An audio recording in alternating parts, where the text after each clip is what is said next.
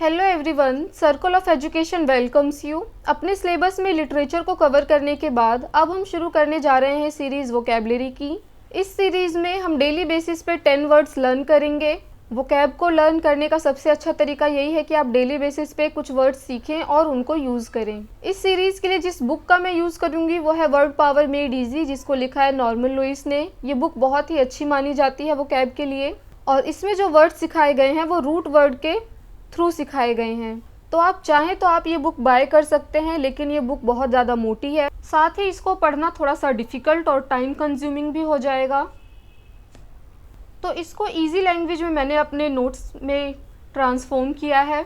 तो आप चाहें तो आप इस बुक से भी पढ़ सकते हैं या फिर इस सीरीज़ में मेरे द्वारा बनाए गए नोट्स से भी पढ़ सकते हैं। चलिए आज की इस वीडियो को हम शुरू करते हैं। तो पहला जो वर्ड है हमारा वो है ईगो, जिसका रूट लैटिन है। ईगो का मतलब होता है आई। हिंदी में कहें तो ईगो का मतलब होता है मैं या फिर अहंकार। जैसे हम डेली लाइफ में भी अपने बोलते हैं कि उसके अंदर ईगो बहुत है, यानी उसके अंदर अहंकार बहुत है।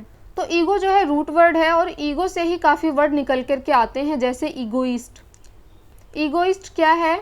एक ऐसा व्यक्ति जो सिर्फ अपने बारे में सोचता है। वो हर सिचुएशन में खुद को आगे रखता है। मी फर्स्ट वाली पर्सनैलिटी होती है जिस पर्सन की। या इजी लैंग्वेज में कहें तो स्वार्थी जो होता है उसको इंग्लिश में ईगोइस्ट कहते हैं। ईगो से ही दूसरा वर्ड निकल के आता है ईगोटिस्ट। ईगोटिस्ट कौन सा पर्सन होता है? जो सिर्फ अपने बारे में बात करता है।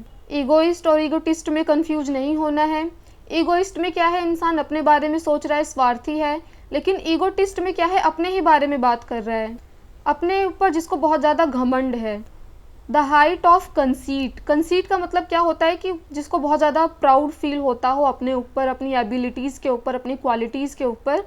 ऐसे व्यक्ति को हम क्या कहेंगे? ईगोटिस्ट। ईगो से ही दो वर्ड और निकल के आते हैं, ईगोसेंट्रिक। देखो सबसे अच्छा तरीका है याद करने का, एक तो आपको रूट वर्ड पता है ईगो, जिसका मतलब होता है अहंकार, और बाद के वर्ड को भी आप जोड़ेंगे तो आपका एक सेंस आराम से बन जाएगा।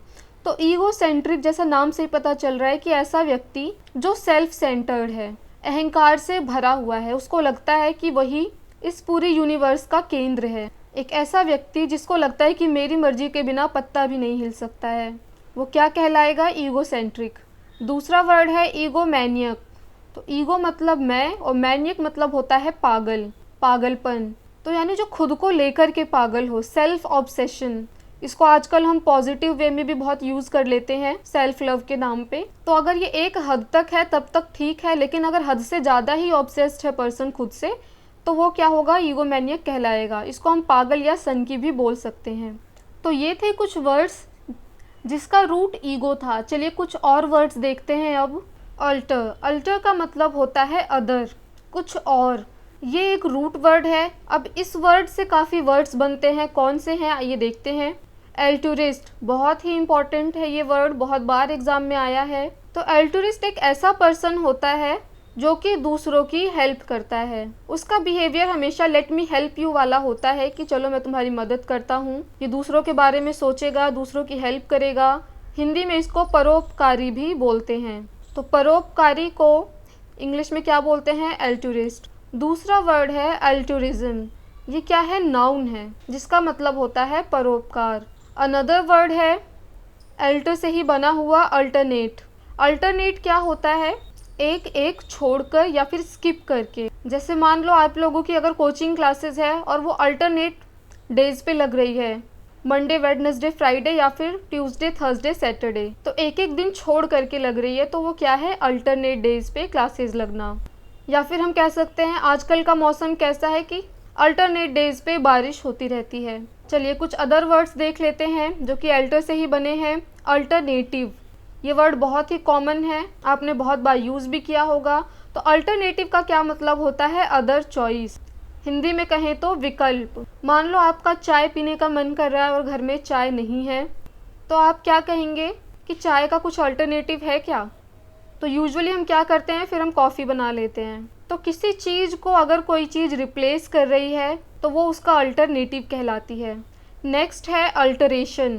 ये भी बहुत कॉमन वर्ड है, हम डेली लाइफ में यूज़ भी करते हैं। अल्टरेशन का मतलब होता है बदलाव, चेंजेस। मान लो आप मार्केट से कोई एक कपड़ा लेकर आए हैं, अब आपको वो पसंद नहीं आ रहा है, तो आप टेलर के पास जाएंगे और उसमें कुछ अल्टरेशन करवाएंगे, कुछ बदलाव करवाएंगे। अब वो डिजाइन का भी हो सकता है, साइज का भी हो सकता है। तो ये क्या कहलाएगा? अल्टरेशन।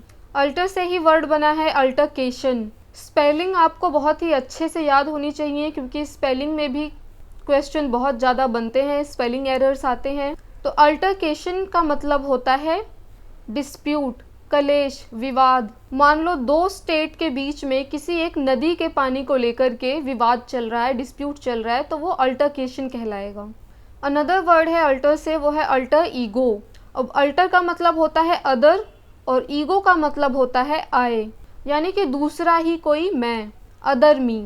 हिंदी में कहें तो मेरी ही परछाई या कोई मेरे जैसा, जैसे मदर एंड डॉटर होती हैं, या फिर कोई बहुत ज़्यादा क्लोज फ्रेंड हो गया, उसको हम कहेंगे कि ये हमारा अल्टर ईगो है।